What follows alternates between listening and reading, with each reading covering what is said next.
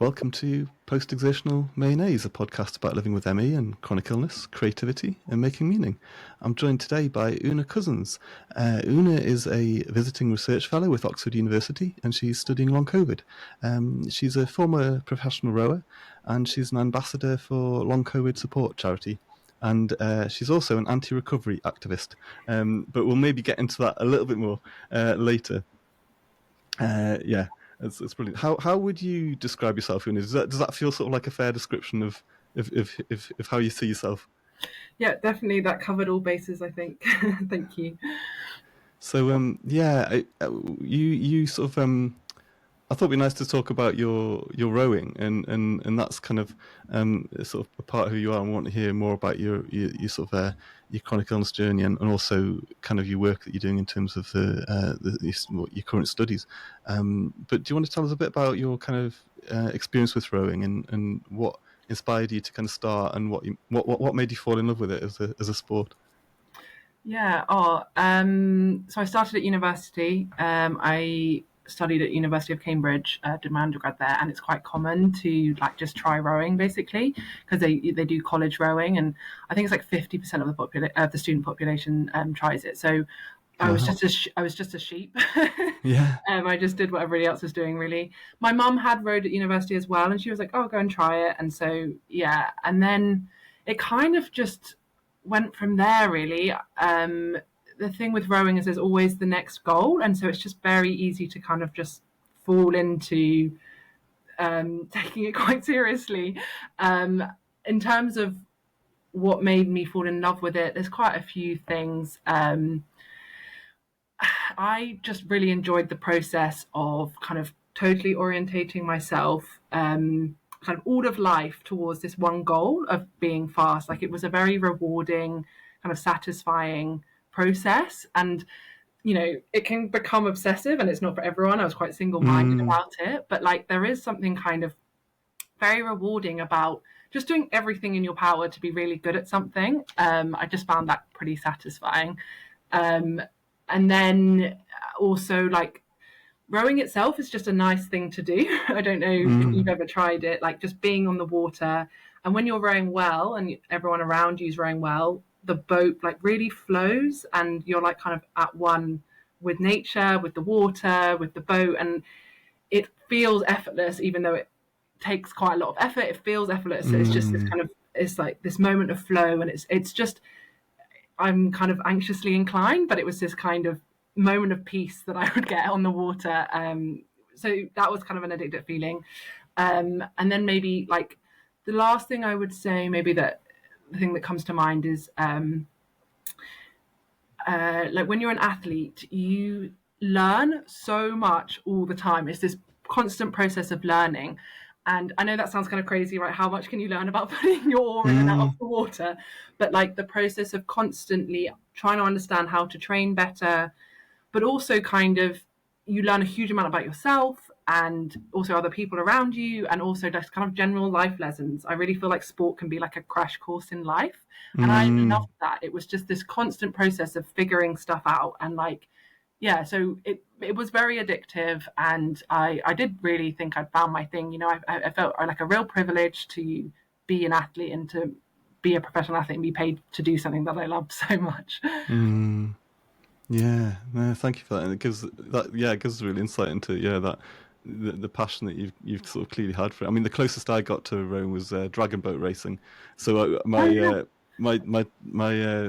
was a social worker for quite a long time, and part of what we did as a team was we did dragon boat racing every year on the River Trent, just for fun, really, to raise money for charity. But I kind of I got a tiny little sense of that kind of trying to work together as a team, but also the kind of getting into that flow that you mentioned. But it was always a challenge, kind of making sure that we worked together. But it's I could imagine. Yeah, getting absorbed in that must have been really kind of rewarding for you. It feels bigger than you, and you feel really connected to your teammates, and it's a state that it's very hard to achieve, and I've not experienced it in other parts of life. The best description I can think of is the flow state. I mean, the boat does literally glide across the water, and when you're rowing well, you're very in tune with the way that the boat's moving. And it's so, yeah, you're not working against the boat, you're working with it. And I think other sportsmen talk about it in different, it's not just rowing that you get that flow state where it's like you've kind of done something so many times that you can kind of, you switch into this like autopilot, and it's, you know, whether it's a tennis player and they have like the perfect stroke, or they've got perfect golf swing, or I'm sure it's like swimming, I can imagine it's the same. Like I do think it's this thing when you really, you spend a lot of time perfecting a skill, it kind of, you reach a different state. Yeah. It's a cool thing. It's a Yeah, real I get cool that. experience. And then, so you were effectively training for the Olympics, and then obviously sort of COVID hit and the Olympics were delayed, and then you became ill. Do you want to tell us a bit about kind of that part of your story in terms of Yeah. COVID and chronic illness, and how it impacted on what you were doing at the time? Yeah, so I had only been in the GB team for a year, so I hadn't done kind of, the Olympics is every 4 years, and then in between there's World Championships, and I'd never done any of those competitions. I'd been in the team for a year, and we got pre-selected March 2020, literally as the pandemic was hitting. We all got pre-selected, and then we got sent home to train at home. This is before the Olympics was postponed. And then at that time, I'd actually come down with an illness. It was very mild, but we then kind of discovered it was COVID, and I just didn't get better, basically. And my initial infection was super mild. But yeah, like I said, I just didn't get better. And I ended up, the first 3-4 months were kind of, I think I've heard quite a lot of people have a similar experience where it's this is kind of, the illness is very unpredictable. It doesn't seem to have any like pattern. Like, I wouldn't even say I was like fatigued at that time. I just kept thinking I needed a couple more weeks to get better. Like, I would try to exercise, and it would make me feel weird, or could tell I wasn't right, and I'd like lost my appetite. I think my fight and flight was going crazy, bad insomnia. It was just kind of this like swirling, I don't know what on earth is going on. And then got to September, so kind of a few months after, and I tried to string some sessions together, and I ended up crashing really hard. And then that was when it was decided that I wasn't going to, like, Tokyo 2021 was off the cards. And at that point, like, my illness had started to form a bit more predictable pattern, and it became clear that I had kind of like debilitating, we call it fatigue, but I don't like that word because it's a million miles from fatigue. Yeah. For me, I think it's like an autoimmune reaction. Like, I just like this kind of deep sickness, and your fight and flight goes, and you just feel horrendous. So I had this kind of energy envelope that if I stayed within, I could avoid kind of triggering PM and the worst of the symptoms. And around September 2020, it was about 4 hours of like kind of like basic daily tasks spread through the day. So cooking, cleaning. I could still leave the house for short walks, but I had to stay kind of within this 4 hours. So that was kind of the beginning of this like aggressive rest that I took.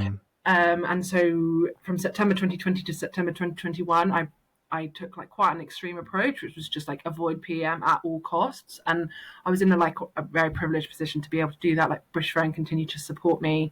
I'm not responsible for anyone. I don't have kids. You know, I'm not caring for anyone. So I was able to totally prioritize my health. And I took this just very rest at all costs, basically. And I kind of slowly but surely did get better.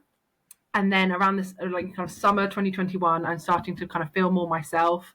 So, you know, I've rested for like over a year at this point. And then I could still feel like I was doing a little bit of exercise, but I could feel I still wasn't completely right. Didn't feel comfortable returning to training. But then I took the second dose of the Pfizer vaccine, and that really gave me this kind of final 5%, and I really turned a corner. And I was like, I think, you know, the fatigue and the PM had gone. I wasn't triggering this risk of triggering this autoimmune reaction or immune reaction, I don't know what you want to call it, had gone. And I was like, okay, I can return to training. And I returned to training, and my body was completely different. It was responding positively to exercise. My fitness was coming back. I just felt completely different. I felt normal again.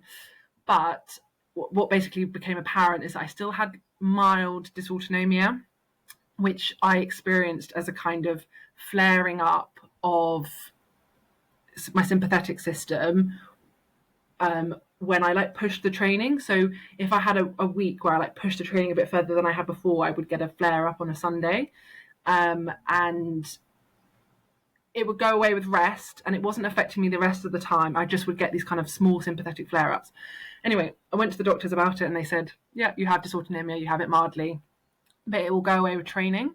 And the threshold at which I was experiencing these flare-ups was improving with my fitness. So as I was getting fitter, I was able to do more training before I got the flare-up.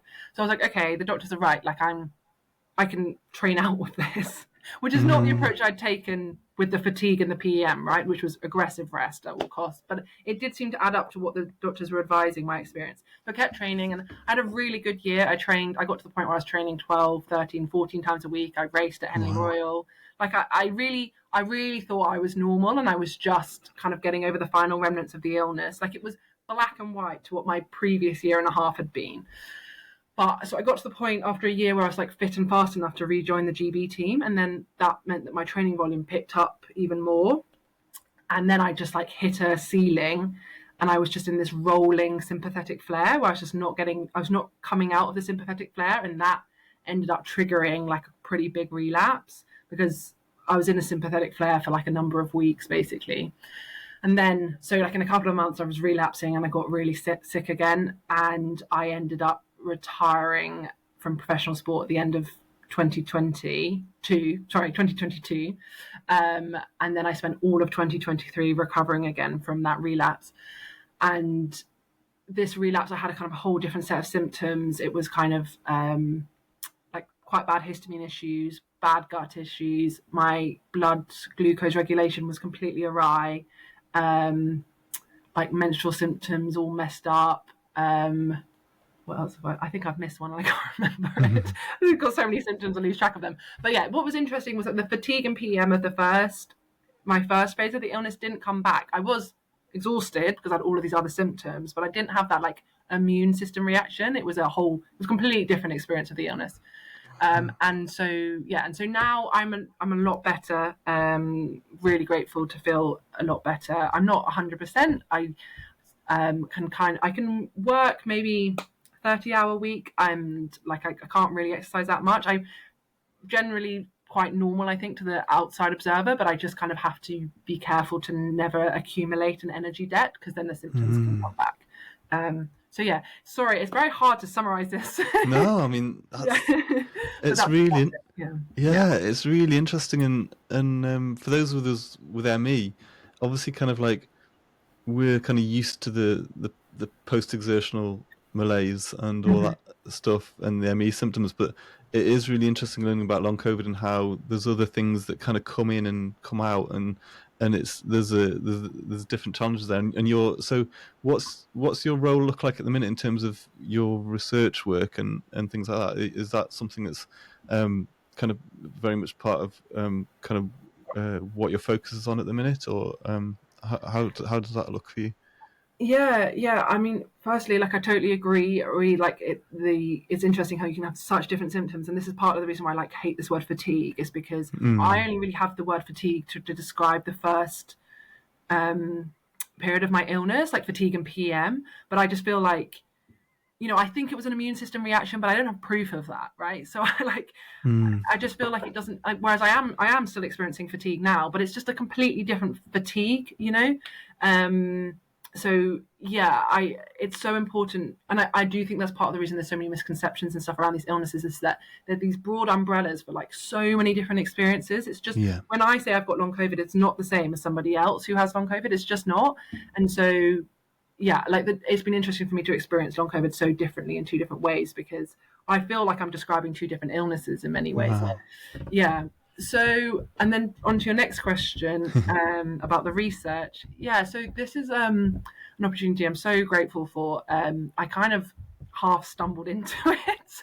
I was a participant in some research in workshops that this research team was at Oxford was doing, and then we just got chatting, and they're doing what is known as participatory research methods, where normally I'm the subject of the research, right? But basically, these participatory research methods are when the people who are normally the subjects of the research become part of the research team. So it's like PPI, but like kind of in a full, like in its most full form, in the sense of like I'm not even just there occasionally to advise. I like am doing the research, basically, which has just been like a really incredible experience because, to be honest, it's challenging my own biases because they were asking me like, oh, so what do you think about this research? And I was like, why are you asking me? I've never done research before. Mm. And like, I kind of had this bias of, it's the experts who should be doing the research. And actually, I've learned, what I can bring as a patient to the research. I like it. And obviously I've got a huge amount to learn because I've not done research before. And Beth and Marette, who I work with, they're guiding me and advising me on how to do it. But it's a very equal relationship, and they're incredible at making that space Wow. for that kind of collaboration. Yeah, it's really cool. I really appreciate it.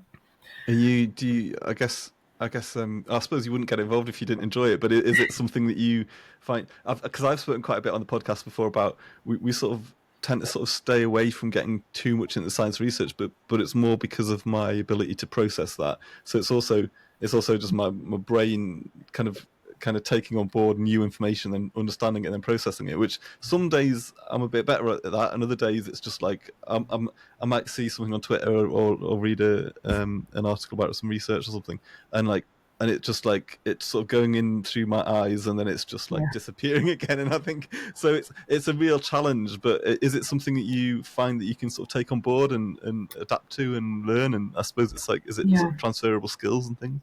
Yeah, I think that's a really good question, and it is part of the issues around like PPI and participatory research methods is that like it relies on a certain level of health, and so you don't get representations from patients who have like a higher symptom burden or who are more severe. It's not something I could have done even 7-8 months ago. I think like both physically in terms of the symptoms I was experiencing and the brain fog and the ability to cognitively process, but also mentally. I feel like I've been processing like the mental hangover of this experience has been intense, and I'd actually stayed quite far out of the long COVID community on social media and stuff like through most of my experience, and it was only kind of as I was coming out of it that I started to work with long COVID support and kind of spent more time on social media and stuff. And I've both the kind of the amount of information, but also just like the emotional intensity of like what people are going through. Like it's a lot, and I think I'm at a place now where I can manage it, but I do still have to, like this week we've run a series of workshops, and the stuff that comes out of them is like it's very emotional, and I do have to be careful to take the time to like come down from it and recover from it and kind of be able to give space and stuff. So yeah, it's not something to be underestimated. And I definitely started out at the beginning of the year like, yeah, I can work, I can do all of this. And then it was a bit of a like, oh yeah, no, not quite. Like, take your time. And so yeah, just kind of figuring it out as I go along a bit and just making sure I give myself some grace and space to take time and recover, basically. Yeah, and it's about trying to find that balance, and and it's really interesting to kind of like get a bit of your experience of kind of having different phases of an illness, and I guess one of the things that you mentioned in a Radio 4 interview, I think, was that was recently, and I'll put a link to that in our description, because it's really helpful and it might be useful for people thinking about some of the other subjects that we might get into later in this conversation. But you talked a little bit about the kind of matter of grief, and it's something we've talked about quite a bit on the podcast, and we did a whole kind of like mini series of about 10 episodes where people talked about their chronic illness grief, and it's not something that's spoken about a great deal. But how was that for you in terms of like, it must have felt like devastating kind of losing out on the dream that you'd invested so much into in terms of your rowing, and was that something that you were able to get support in, or did you process that quite,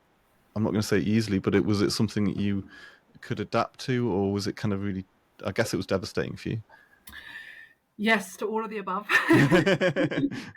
And I think, it's great to hear that you've done that. I think at that podcast series, I just think grief, is such a huge part of this, of chronic illness. And I always think that chronic illness is so much more than the list of symptoms, and grief is a huge part of it. And I also think that grief doesn't fit into the grief from chronic illness doesn't fit into the normal narratives of something like an event happening that causes grief, and then like you process it afterwards. Like chronic Yeah. illness grief is something that constantly tops up, and so it doesn't fit into the way we normally understand grief. In terms of my rowing, it's a mixed bag. Like the initial acute event of not being able to go to the Olympics when that decision was made was really devastating. And I remember that time quite acutely. I just, yeah, it was like my life was falling apart. Mm. But if I think about like the last 4 years, I don't want to minimize how much rowing meant to me or how much the Olympics meant to me, but like it's not, it kind of like the experience of being chronically sick and so entirely losing your ability to function kind of makes the rowing pale in comparison. Like Yeah. for me, like the trauma of just losing my ability to live daily life is a lot greater than the rowing. Yeah. And I'm just, I think I'm able to work, I'm able to see my friends and family a normal amount now, like a relatively normal amount. And those things I'm so grateful for because of what's happened in the last 4 years. You know, I've regained some functioning, and so losing the rowing and losing the Olympics feels like if you think of a massive iceberg, it feels like this tiny bit at the top. Yeah. You know what I mean? Because I think long COVID and chronic illness gives you that kind of perspective. But that's not to say that grief, grief is still a huge part of the journey in other ways. So not just rowing, grief of everything else. And yeah, very happy to talk about that too, because I think I spend a lot of time reflecting on the mental side of this illness. And Mm. I remember really clearly at the beginning of the illness when the Olympic decision was made and when like it became clear that I was in this for the long haul. I felt so like lost and kind of because everything in my life up to that point had all my decisions had been based around rowing. I had this framework of like what is best for rowing, and Mm. that it gave me this compass, right? And everything just like fell through the floor, and I was like, I don't know how to like live. Like, how do I Mm. continue to? How do I approach life? How do I make decisions? What do I base this on? And I ended up kind of deciding upon, and I think I'd kind of lived this way before without realizing it, but like long COVID really gave me this clarity of identifying myself not by what I do in the day, because you can't when you have chronic illness, but like who, and it is a bit cheesy, but I think it kind of worked for me, like who you are as a person and like what are your values basically. And I think people do this subconsciously, but it's just kind of putting a label on it. And this helped give me like a compass of like, okay, this is how I Mm. want to approach, and this is how I identify. Like it's like this series of values that evolves and changes still. Like it's not a fixed thing, but it's like a kind of something to revert back to when you're trying to figure out what to do next. Yeah, I can talk about this for ages. I can keep going. Yeah, no, it's and that's kind of these sort of issues are the sort of core of the I suppose the meat of what of our Yeah. podcast really in terms of like processing this stuff. Like I said, there's lots of other people doing stuff out there around kind of like research and sciencey stuff and things. But I just love talking about the lived experience Yeah. of chronic illness and like you saying that kind of the identity stuff as well is Yeah. what we've talked about an awful lot because like for me, I had like when I was ill for sort of 7 years when I was a teenager, and then I kind of recovered for 20 years, and then ME hit me again like sort of 6 years ago, kind of. So it was like I had a bit of an existential crisis really when I became ill the second time because I was like, oh, this wasn't meant to happen really. It was, do you know what I mean? This is kind of like this was I kind of like ME was an illness that was in my past, and it wasn't something that I saw Yeah. a bit daft really to think to be so presumptuous that it wasn't going to kind of come back again, but it wasn't something that I thought about on a day-to-day basis. So Yeah. then for it to kind of hit me again, and then you think, okay, who am I? Like that was a big part Yeah. of that for me, and I So think so many of us kind of like have those experiences as you sort of think, well, what's the world about then? Like what are my values? How do I make sense of things like suffering and societal systems around suffering and how society treats people that are disabled or ill and things like that. So yeah, those are all the sort of the issues that we sort of cover often. It's yeah, mm, yeah, I think that's brilliant because I think it's such a huge like for me, that has been like almost the biggest part. I don't know, it's just a huge part of the experience. And yeah, like this thing of like who you are when you're chronically sick. And I do want to, preface this with a kind of, I do think there's a certain amount, like I have a certain amount of kind of like mild non-COVID privilege, in the sense that I think like if you are so unable to function, like there's a kind of a level of like this kind of the mental side of like, so I'll go through what my values are, and then I'll kind of explain what I mean by that. That might be Mm. more easy to explain. So I guess like values such as, like for me, like acceptance, and kind of just like there's like a certain amount of stuff that's just out of your control, and you can resist that and battle against it, or you can kind of just accept it and like have peace with it. And for me, I found that like really helpful with my long COVID, is that I could choose to resist it and battle it, but that would just like take all my energy. Yeah. And like I really found a level of peace with, okay, this is the hand of cards I've been dealt, and I just like, I have to find a way through, rather than thinking, oh, what if that, and what if that, like I just, Mm. and I, the peace that gave me really helped. And then a second one, and this has kind of come from rowing, is like committing to the process. Like that is something that's like a very athlete thing, where it's like you don't think about the gold medal at the end, you think about what training you're going to do today and doing that to the best of your ability, and actually getting reward out of the process rather than the gold medal at the end.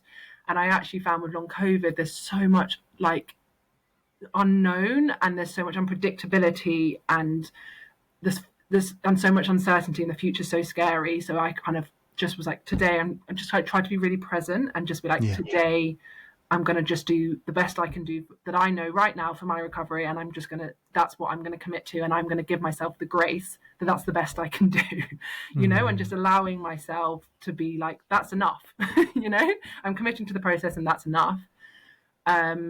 Thirdly, it's like kind of like this like mental health, and like prioritizing my mental health, and like trusting myself, and kind of blocking out all the noise. There's so much stigma and judgment, and people saying, oh, you should try this and you should try that, and like kind of diminishing your illness and all of this kind of stuff, and just being like, I found a kind of a strength in my conviction of like, Mm. I know I'm going through something really hard, and I'm going to give myself the space I need to both look after my health physically and mentally, and I'm not going to feel guilty about it. Yeah. Like this, just giving myself the permission to be like, this is really, really hard, and I like not letting people make me feel guilty about it, even if they didn't believe me or didn't fully understand, like kind of just, yeah, like giving myself that grace. And then lastly, I would say like a growth mindset and a curiosity. Again, this is kind of a rowing thing, Mm.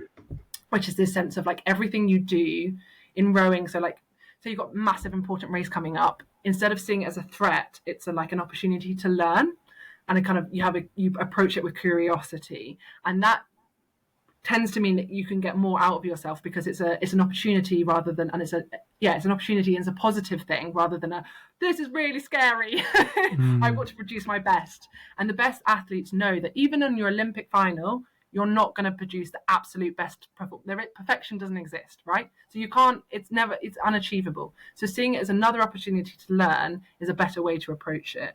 And I tried to approach long COVID like that, in the sense of the emotions I was experiencing, the physical symptoms I was experiencing. It was like I tried to approach them with curiosity of, okay, like what's happening here? What emotions am I experiencing? What mental experiences am I experiencing? And kind of giving myself the space to experience them, rather, and like free of judgment, free of resistance, free of kind of negativity. Okay, and so I've said all of that, and it all sounds wonderful. Like I'm not saying that I'm able to do that like every step of the way. Like so No. far from it. I had massive lows and anger and rage and resentment and all of Yeah. those things. But those were the things that I tried to refer back to when I was feeling lost, and those were the things I tried to identify myself with as a person. And so rather than like any external achievements, like, oh, I managed to row however far today, or like I managed to do, when you have long COVID, it's like I managed to walk 20 minutes today. Like I tried to not identify myself with those things, because they were kind of out of my control, Mm. and it gave me a sense of peace and a sense of like a compass. And so, reverting way back to the question about grief, for me, I guess with the rowing and like losing the rowing, the way I think about it is that this like huge thing happened. I got sick, and that has meant that I can't row, and it's something that's out of my control.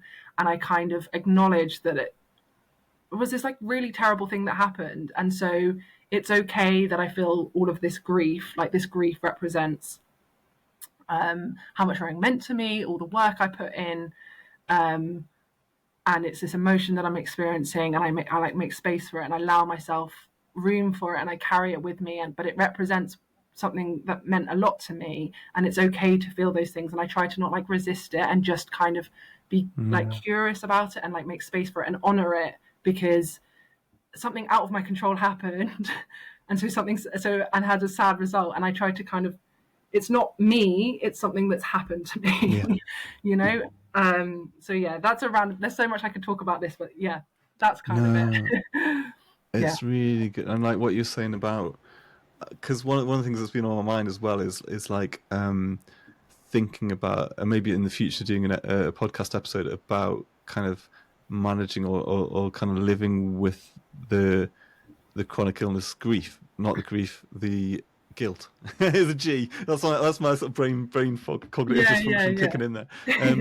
The guilt of and it lingers, doesn't it? And it keeps coming back, and it's like, and like you said, it's almost like making a choice not to feel guilty about the way that your body's treating you, because on the one hand, like we can sort of do the acceptance thing and almost think about, people talk about embodiment, don't they, in kind of how you embody yourself and kind of carrying yourself and all that sort of stuff, but at the same time we're not responsible for what our body kind of is doing to us in the systems within our body and things like that, because we're not our body but we are. It's like really it's interesting, and and I suppose that kind of brings us on, I suppose, the thing that I was kind of interested in talking to you about was your experiences with the lightning process, and for people, and you've spoken kind of a bit about that, and that's where we sort of right at the beginning talked about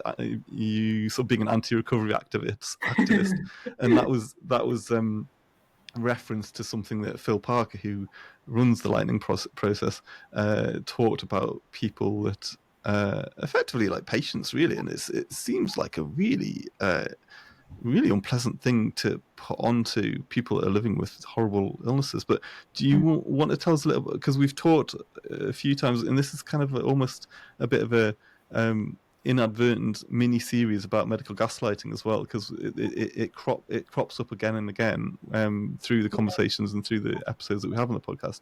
Do you want to tell us a bit about the lightning process, how you sort of like ended up becoming involved with it, but also your very sort of sudden reactions to what you were being expected to do, and as a way of trying to treat your illness? Such an interesting topic of conversation.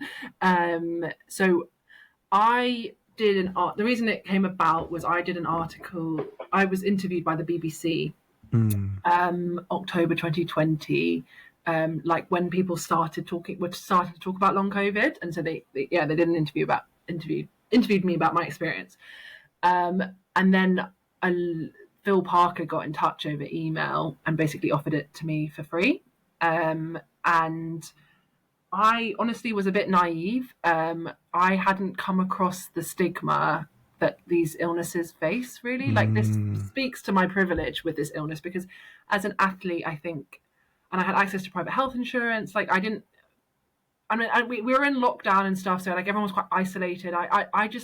I was in my own little bubble, really, and I hadn't really come across the stigma, and I didn't have kind of if now someone offered me that, I'd be like, absolutely not, because I would have known what it was, but I just didn't know what it was.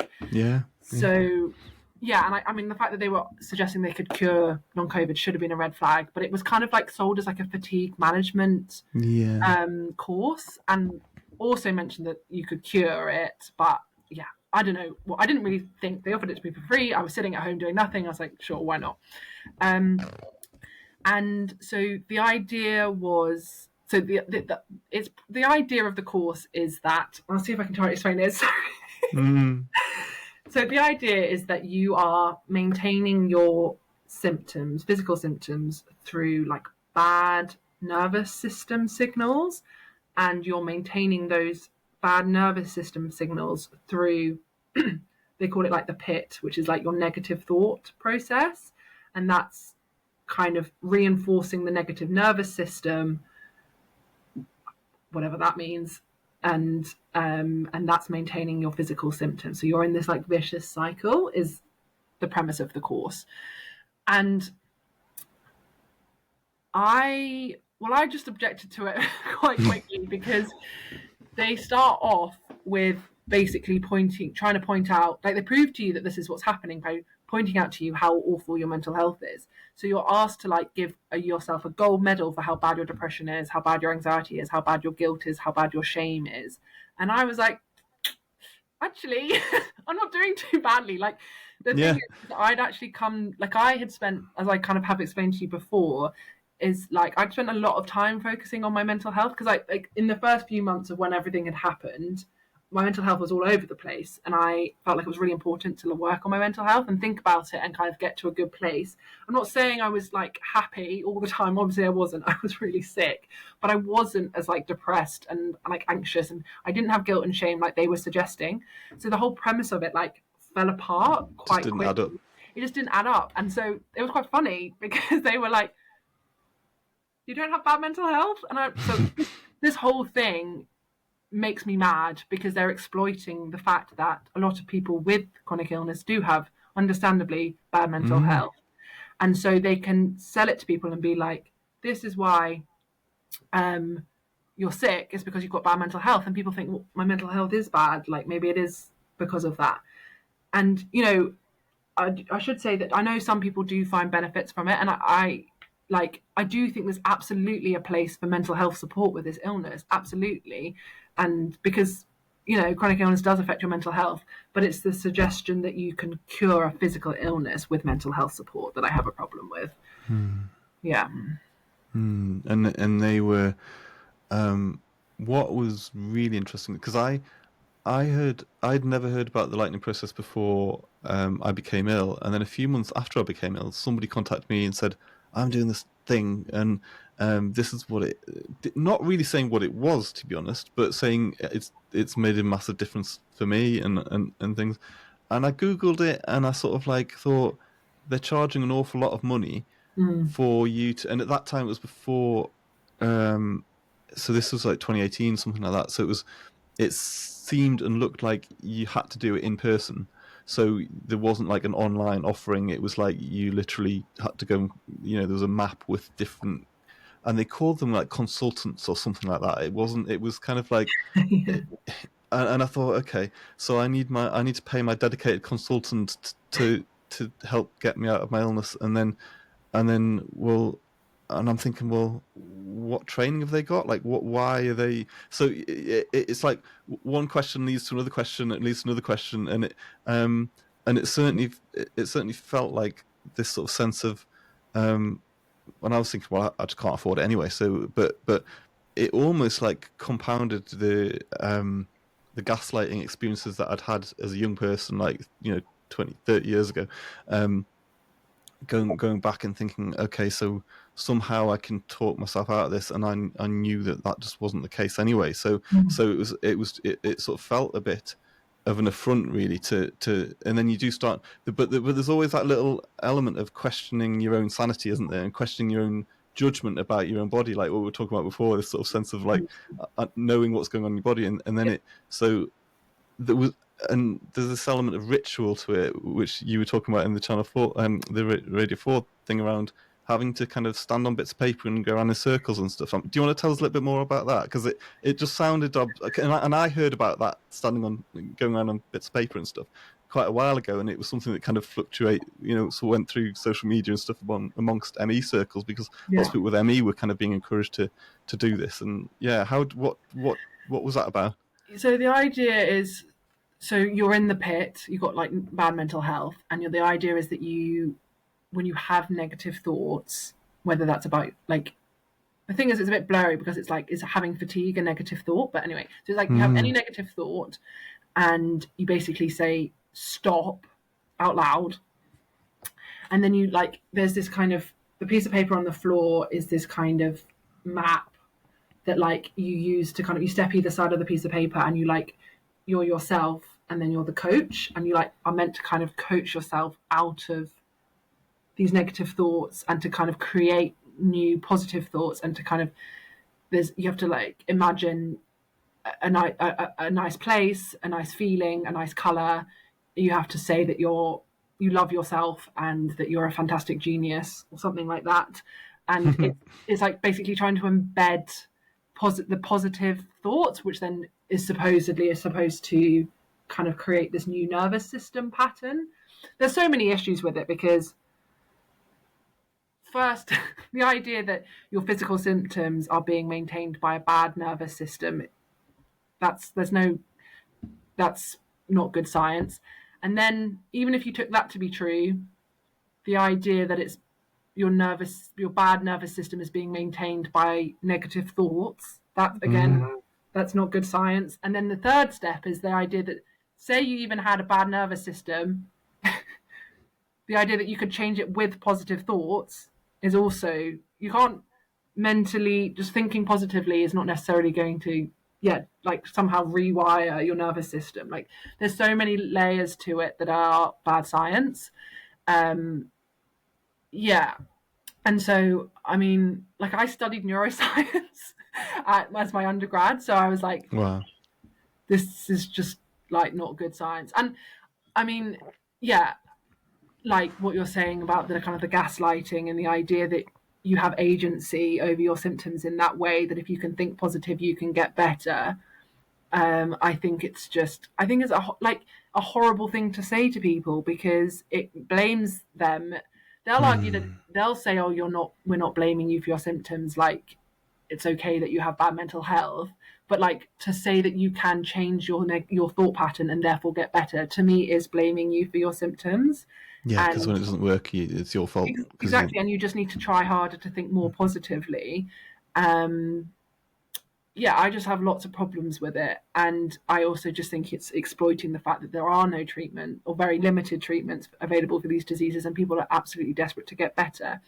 And I also think, I don't know what you feel about this, but like, I think this desire to be well again is something that healthy people underestimate, how much that can like skew your ability to um, kind of judge situations and make good calls. Like for me, what part of the reason I relapsed is that I was in denial about the symptoms that were happening when I was returning to the GB rowing team back in 2022. Other people are like, how could you be in denial about like physical symptoms that you're having? But my desire to be back to normal was so strong that my ability to like actually assess what was happening in my reality was limited. And I do think that just makes sick people very vulnerable, because you want that thing to be a cure so much that you like will believe it. I think you are vulnerable to believing it, you know. Yeah, I don't know.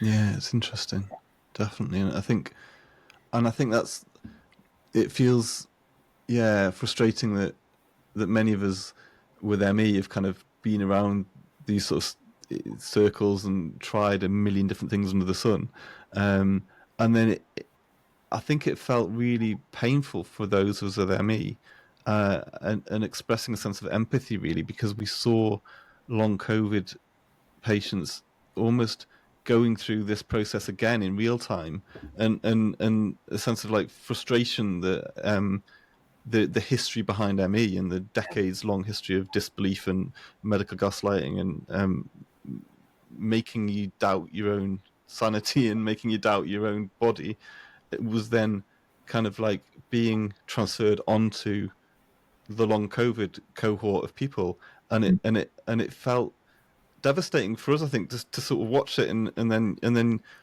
people on social media just like asking questions, and we're like, no, you need to rest, or you need to, and it's sort of, and I think there's a real need for us to kind of come together a bit more in terms of like sharing experiences and sharing kind of histories and knowledge and research and things like that, even though our brains might not be able to process it. But Yeah.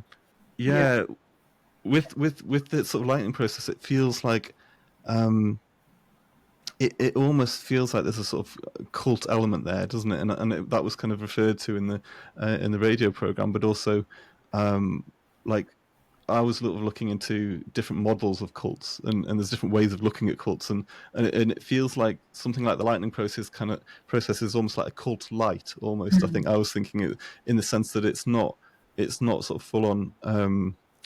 You know, they're not necessarily controlling every aspect of your life, but they're controlling how you think about things, and it's also an element of telling yourself you're better even if you're not. So it's Yeah. like, and that's what really got to me that when I was sort of learning a bit more about this, and what sort of cropped up, and almost sort of denying what your body's telling you by telling yourself that you're better, and then telling other people that you're better. So there's almost like this sort of like you've got these sort of flying monkeys that are also flying around, then telling you that you're better because you've got to kind of like go with the program, Yeah.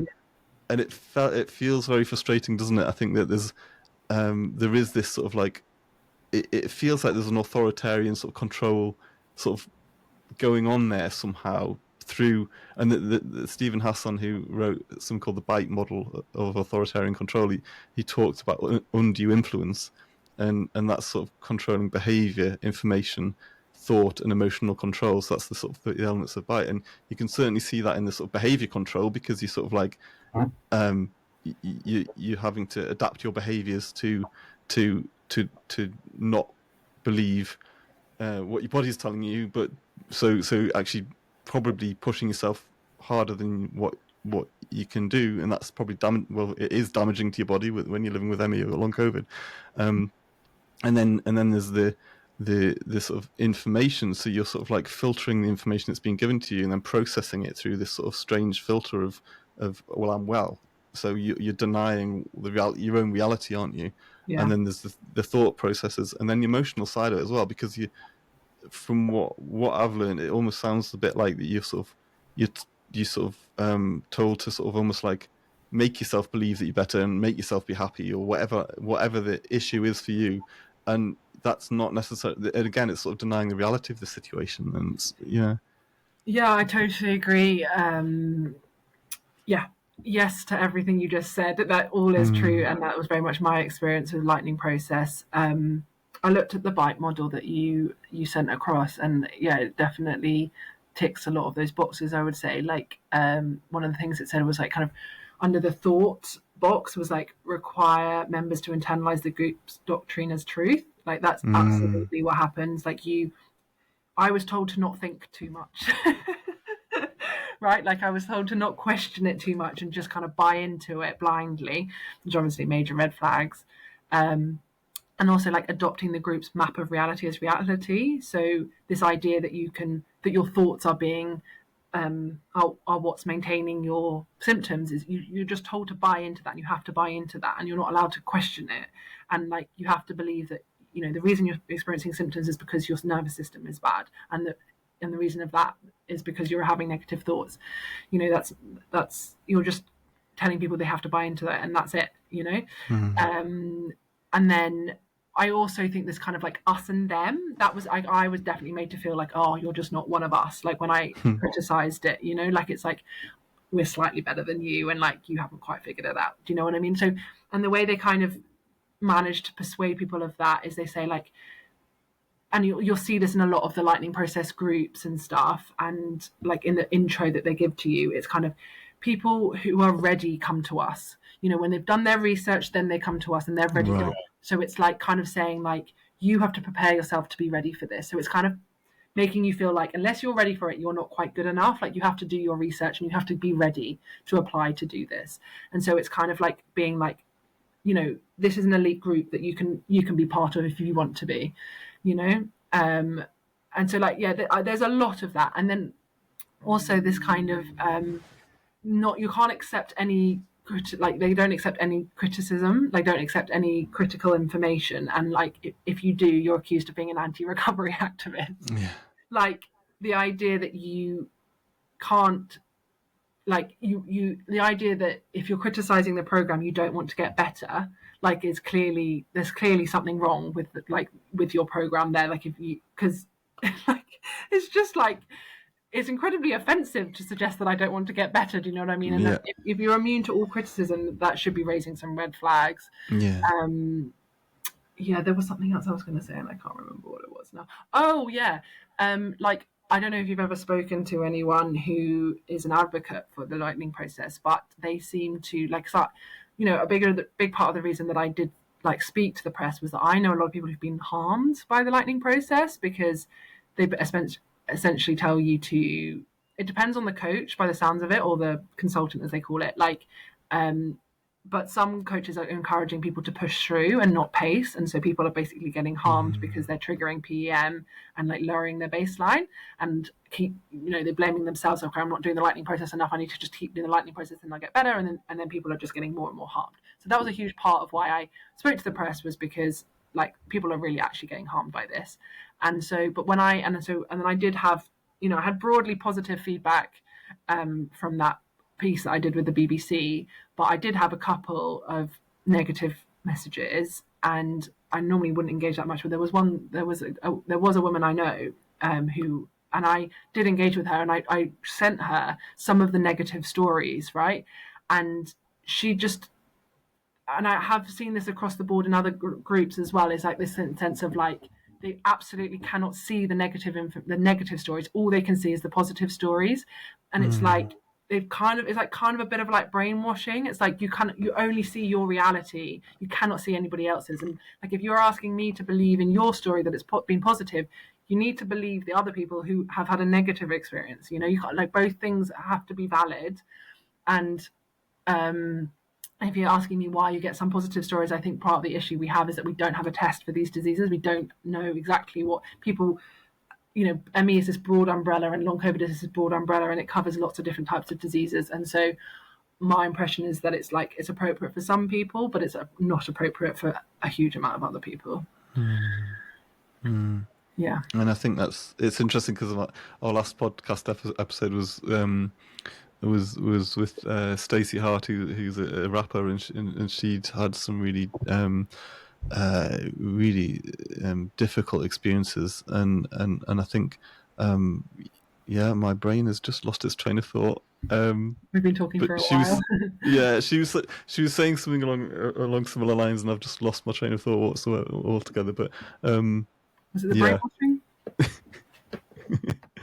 um, Don't Oh, worry. it was, yes. It's come back to me. It was the sense that that there is a sense that there's lots of people, and it was the case with ME, and I think it's probably the case with people with long COVID, that there are, you know, almost a lot of people lumped into the same category. So lots of people in the past have been given the label of ME Yeah, when they don't necessarily have ME, and the same thing I think has happened with long COVID, yeah, and that actually sometimes there are like mental health issues, or there are other things going on, yeah, or just other physical things that need treating, and then they yeah, kind of recover. So yeah, there is this, and then some people may then benefit, and that's been the whole sort of pace trial with the ME sort of history, in the fact that people have benefited from graded exercise or have benefited from CBT, but that's not to say that they had ME or yeah, in the first place in that yeah, sense, and that's not to say they had long COVID in the first place. So it's really difficult, isn't it? yeah, Because it's such a conundrum,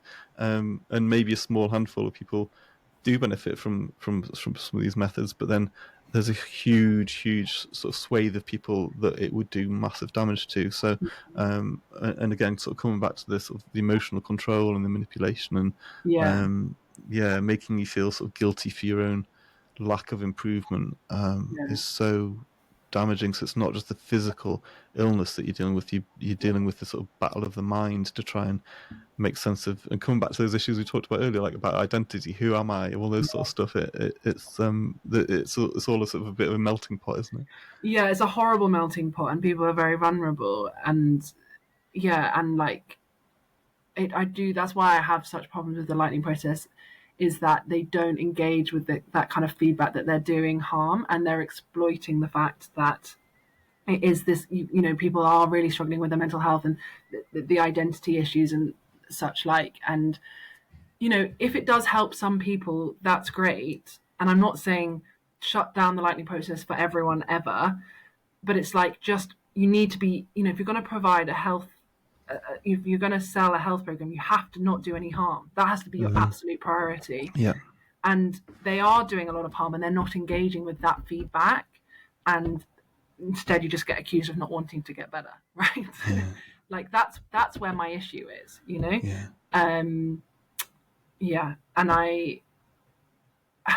you know, again, this is a bit more of a grey topic because it kind of bleeds into the fact that it does help some people. But I do also have problems with this, like, this emotional gaslighting and this, like, toxic positivity. Like, I'm not totally convinced that that's like a really good way of helping people's mental health either.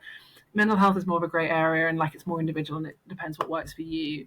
But like, to me, toxic positivity is very dangerous, and it can, this thing of like just stopping negative thoughts and just replacing them with positive thoughts can lead to problems down the line where you've just kind of repressed and repressed and repressed, like your grief or trauma or whatever it is. I It do doesn't change the reality of what people are exactly. experiencing. So yeah. Yeah, it's not, Yeah.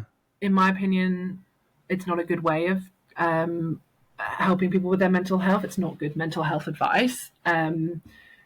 It's not what we do, like in sports psychology, for example. That's just one example. But like, this is why, like, with the way I've tried to deal with my mental health, is to make space for my grief and make space for the negative thoughts and accept them and honor them. Because for me, that's the best way of processing them and dealing with them, not just like shutting them out and pretending they don't exist. Like, I don't think that's a good way of dealing with what's happening, personally. Yeah. Yeah. And yeah, sort of coming back to your sort of values that you mentioned earlier around just being present in the moment and present in what we can manage on any given day, and yeah, and acceptance, and or somebody as part of our grief series said they didn't like the word acceptance, but that tolerance was quite a good word, and I've adopted that as I don't accept my illness, because it's very Yeah, hard to kind of like come to a place of acceptance, think, well, this is just my life now, yeah, but tolerance is really good, because I can tolerate it. I don't have to yeah. accept it, which I really like. Yeah, that's So really good. Yeah, I can see that. Like, I was going to say that at the beginning, like, caveat it. Like, I do think there's a level of, like, I was recovering, for example. It took ages, and I was able to leave the house, and have got better now. So I think there's like a level of privilege in being able to say, like, acceptance and to make space for my grief. Like, I think, yeah, like, I really don't like this kind of like endless positivity and like, I can cope with this illness thing, because like you say, like, this illness can cause so much harm and be so debilitating that, like, some of that mental stuff, I mean, like, impact, like, kudos to you if, like, even when you're so incredibly ill, you can come to that space. But I think that, like, when you're so ill that your life is so limited, like, you can asking people to accept or tolerate what they're experiencing feels wrong. I don't yeah, know. I don't know how you feel about that. Like, yeah, that's yeah, each to their own. But like, yeah, I just feel conscious when I'm saying, like, yeah, I came to a place of acceptance. Like, good for you, Oonagh. Like, you got yeah, yeah. better. You know, I like, yeah, yeah, And I think that's the challenge. It's a challenge that we're always trying to meet, in the sense of, like, yeah, I'm aware, like, we do a podcast about chronic illness, and there's people on the milder end, and then there's people that are living with very, that are literally can't get out of bed, or yeah, almost in like a locked in sort of state, and yeah, it's shocking, and so we were aware that there's this sort of big uh, kind of spectrum, I suppose, of people, and sometimes we kind of fluctuate between, and like, I've had a better few weeks, and you yeah, know the last few months I was previously was in bed an awful lot of time, so it's trying to, yeah, it's trying to sort of make sense of it all, isn't it? In yeah. trying to come to a sense, I think, maintain a sense of peace somehow within it all. It's not easy, but um, I've really appreciated getting your insights sooner today, and it's been so good to talk. I don't know, like, we could talk for longer, and I always say that, and I'm aware that my limit is sort of is coming up, because I'll start to lose my words and things like that. But it's been really good. Have you got any, before we finish? Have you got any sort of, like, from your long COVID research and things? Have you got any sort of, like, uh, sort of cracks of light, or are there any sort of snippets of hope that you've got in terms of Oh, like treatment going forwards? Are there things that kind of fill you with excitement because of things that are happening? Or so I'm not doing biology research. I'm doing social science research. got So you? I'm not finding a cure.